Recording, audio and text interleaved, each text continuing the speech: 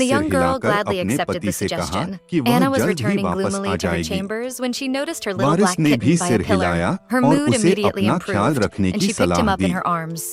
The two had जब quite a deep hence और गोरी conversation, लड़की with the गलियारों animal से giving lots गुजर of रहे advice थे, to the worried तब girl. बटलर ने Although, कबूल of course, किया all कि she could लोहार hear were खाने से meows. कोई भी But since उससे the feline मिलने had made नहीं her आया feel था। better, she decided to give him another दरअसल treat. While Maharaj the he little उस one licked बच्ची the को broth he ढूंढ was रहे given, थे। Blake returned from his training चूंकि and उस approached his लड़की को wife. पहले The से ही maiden then इसकी asked if he उम्मीद was learning थी, many sword इसलिए techniques with स्वेच्छा Knight से Edom. उनके The साथ masked boy जाने said में उसे yes, कोई but soon दिक्कत became नहीं annoyed हुई। by the presence of the male यह animal. बहुत Blake's अच्छा हुआ agitation कि increased उसने by the यह second, बहाना बनाया। and Yunhan became more and more इससे नौकर uncomfortable. की ओर The से heir बड़ी then stepped समझदारी closer and दिखाई said it the. didn't seem like a real cat. He नौकर said he ने had a strange चेतावनी दी feeling when कि he got इतने near the सारे creature, प्रेमियों and के at the चले moment he जाने reached से out his सम्राट fingers to touch नाराज it, हो the सकते cat हैं। leapt from the princess's arms and fled once हालांकि again. नायक Her को husband विश्वास didn't allow नहीं her to था look कि for वे the feline नाराज and हैं, asked her not to waste her time with other males. लेकिन He दूसरों was को already ऐसा enough लग for her. सकता था। Asking if the blonde liked cats hence more, ने the सलाह दी crown कि prince अगर began making महाराज cat-like उससे sounds पूछें and कि क्या positioning his हुआ, hands to तो गोरी imitate them. लड़की को This अपनी made the गलती मान protagonist लेनी tremble to her चाहिए core. और She butler had never met Rajkumari anyone को so cute in ठीक her से life. She मार्गदर्शन then न करने replied का that it दोष didn't matter अपने what animal ऊपर he ले ले। pretended to be.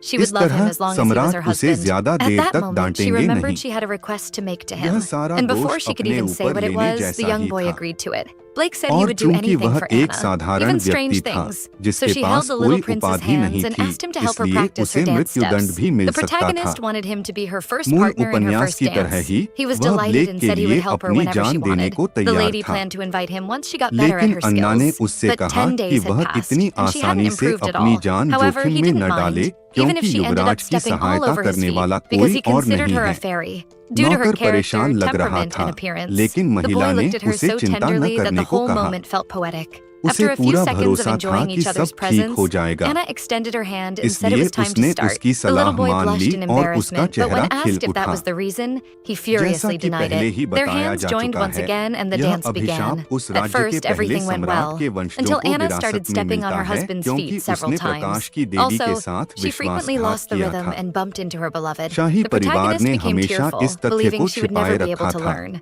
But the young boy told her to go slowly because it was her first time, and encouraged her to keep trying. Blake was very good with his feet, and when asked how he reached that level, he said he learned everything just by observing the blonde's lessons. The young boy said the only things missing for the young lady to dance very well were to relax and let herself be led. The girl nodded and followed his advice. It didn't take long, and Anna was able to dance an almost complete waltz, all thanks to His Highness. Blake revealed that she didn't need to feel so pressured because His Majesty danced even better than he did, so everything would be fine in the end. Moreover, everyone would be too busy admiring his wife's beauty to pay attention to her steps. The girl then let out a cheerful laugh. The boy, still leaning on the balcony, said the moment would be so beautiful that people would surely fall in love with her. Blake also ardently wished to be able to watch that scene, so his wife consoled him, saying he would have permission to attend many banquets when he grew up. With a firm look, he agreed and said he would accompany Anna to all of them, and the lady replied she would wait for him until then.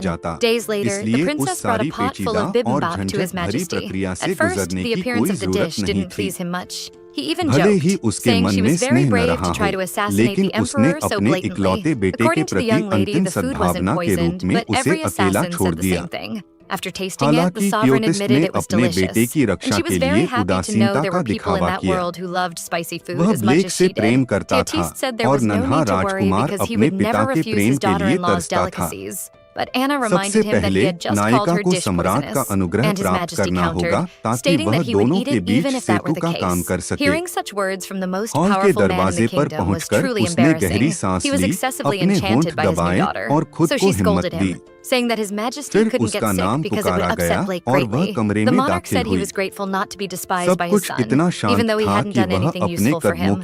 Anna continued her sermon, declaring that as the greatest light of the empire, the sovereign should prioritize his health, not only for the crown prince's sake, but for all his people. The young lady had learned from Colin that the emperor had stayed up all night, but the man didn't want to keep being lectured by a child and ordered her to finish eating. As thanks for that wonderful meal, Teotiste decided to give her a gift in return. The girl didn't want to accept it because she had already received too much. However, he didn't listen and said he would build a glass greenhouse at the Amoria Palace for her. The crown prince's palace was old and almost deserted. Despite being called Amoria, which means love, the garden was poorly maintained. When winter came, you couldn't find a single flower. That's why His Majesty decided he would cover the lake and build the greenhouse over it, the same lake where Anna had once almost lost her life. The girl said he didn't need to do all that for her. She had only fallen into the stream because she wasn't used to the terrain at that time. Such a mistake would never happen again. Teotiste declared that he couldn't allow a place that had once threatened his daughter-in-law to continue to exist. These words were accompanied by a dark look. The blonde didn't know what to say anymore because the lake wasn't anyone's enemy, and the situation seemed quite exaggerated. But in the end, she let it go. Returning home, Anna informed Blake about the emperor's plans for the garden. The boy was quite happy and thought it was a great idea. The little prince also held a lot of resentment toward the place that had almost taken his beloved. It was time to get rid of it completely. There would be no regret on the boy's part. In fact, if it depended only on his will, with his determination, he would destroy that stream immediately. It's in these moments that the resemblance between father and son becomes much clearer. The two were very excited about the construction because it would probably be a huge greenhouse. The little boy asked his wife what she would like to plant there, and he received a very unusual answer because Anna wished to plant cabbages. According to her, it was a vegetable from the Far East and essential for making kimchi, a very spicy food, but the protagonist's favorite. The blonde believed the boy wouldn't like the taste much, but he said he would definitely eat it. However, the crown princess recommended that he should only eat it when he was older. And when Blake insisted he was already quite grown, the lady pinched his cheeks firmly.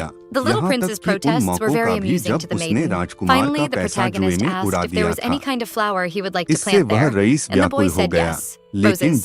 Blake was determined to ensure many red roses for his wife. Such flowers represented love and were always used for marriage proposals. The girl wondered if it was right to accept such gifts from him. On the morning of the banquet day, the girl woke up a little tired. She was nervous because it would be her first public appearance as the imperial princess. Her little bunny woke up next and asked if she was already leaving. The lady replied yes and said she would be back as soon as she could. Instead of showing sadness, Blake encouraged her. And he smiled brightly as if her happiness was his own, even though she was the only one to receive gifts from the emperor, the only one to have etiquette lessons, and also the only guest from the castle at the banquet. When it came to his wife, the husband always smiled sweetly. He then wished her to have fun and let her go. Several experienced madams came to help her get ready. They placed beautiful pink ribbons in her blonde hair, did her nails, and chose the finest jewelry. Anna looked stunning. The work was so well done that the princess thanked them from the bottom of her heart and apologized for calling them so early in the morning. But the ladies replied that it had been a great honor, and they were certain the blonde would be the star of the banquet. As she descended the stairs, the young lady met her new father. The emperor was enchanted by her elegance. Everything seemed meticulously planned to make her shine. As soon as they met, His Majesty complimented her, and the young lady returned the kindness.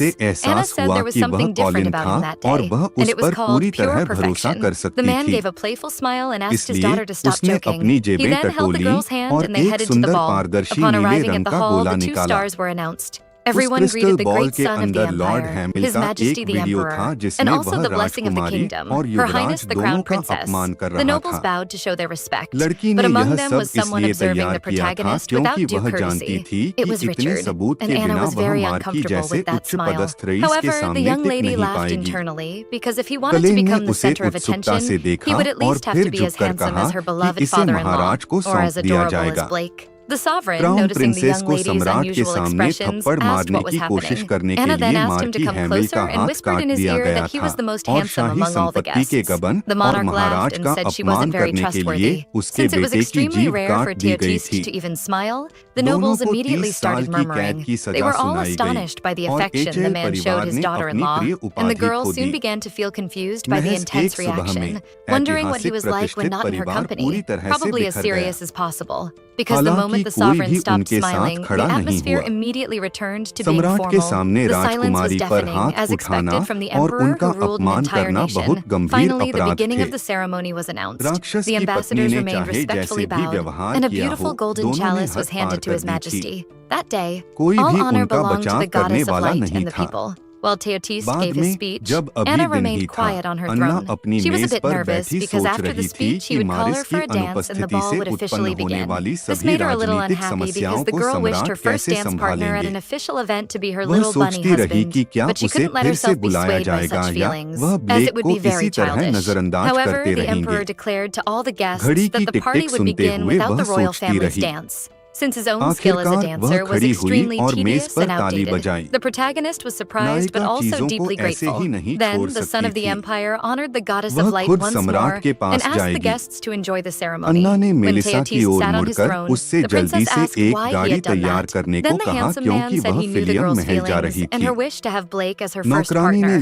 Although they hadn't spent much time together, the sovereign already understood the girl very well. Therefore, he decided he would wait for his second chance. And Anna thanked him sincerely and humbly. The young lady's good behavior was so endearing that the monarch placed his hand on her head, saying that he was the one who should be saying thank you. This contact brought a very comforting warmth to the girl, besides causing a new intense wave of murmurs.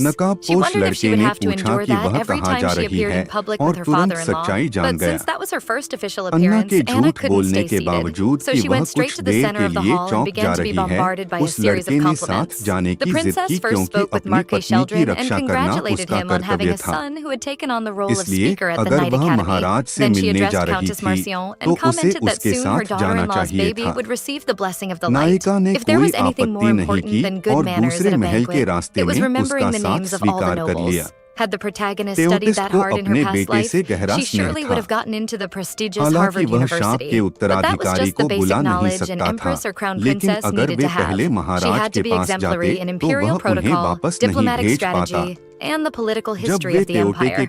It wasn't enough to simply smile at banquets. She had to master the language of power, glances, subtle smiles between advisors, small silent disputes at the table. Everything demanded a resilient and well-prepared mind. And on her debut in the elite social circles, she managed to greet everyone present without anyone's help, which was quite a feat, considering they hadn't yet invented the cameras we know today. That should have been enough for her to be more recognized. However, not everything was roses, since her biological father, Count Balatian, was present. He was, however, in the company of the blonde's younger sister, Diana. The girl whose eyes were as clear as the clean northern sky was exceptionally beautiful that day. Seeing her in person made the protagonist wonder about her well-being, but she didn't have much time to think, as she was soon interrupted by the Duke's son. Just being in his presence completely ruined her good mood. But Richard was shameless, and after complimenting her beauty, tried to invite her for a first dance. The veins in Anna's face began to pulse from the sheer rage she felt. It was hard to believe he was serious. The only ones who deserved the first dance with the princess were His Majesty and His Imperial Highness. Everyone else knew their place and merely came to greet her. But that idiot came brazenly up to her to make such a ridiculous request. The princess took a deep breath and firmly refused. But Richard, even more clueless, said it was fine if she didn't know how to dance properly. He would guide her very well. That made the young lady's lips tremble with fury. Because even if it were true, saying such a thing in front of so many guests was a huge breach of courtesy. Thus, the young lady replied that she could never accept such a request if it didn't come from someone as handsome as His Majesty. Richard reacted with such a fierce expression that his beautiful features became useless. It would be hard to hide his true nature after such a humiliation. The ladies around respectfully laughed at Anna's words, for if she kept such high standards, she might spend her entire life waiting for a dance partner. The monarch was truly one of a kind in the world. The dark-haired man's plans were completely foiled. His words weren't enough to upset the princess, and in the end, he left with his pride wounded. Thus, the young man turned around and didn't show his face again that day. After chatting endlessly, Anna finally managed to find a moment for herself. While standing on one of the balconies, looking at the sky, the girl wondered what Blake was doing. It was the first time the two had been apart for so long. She was already missing her little bunny husband terribly. The blonde hoped from the bottom of her heart that he wasn't crying because of her.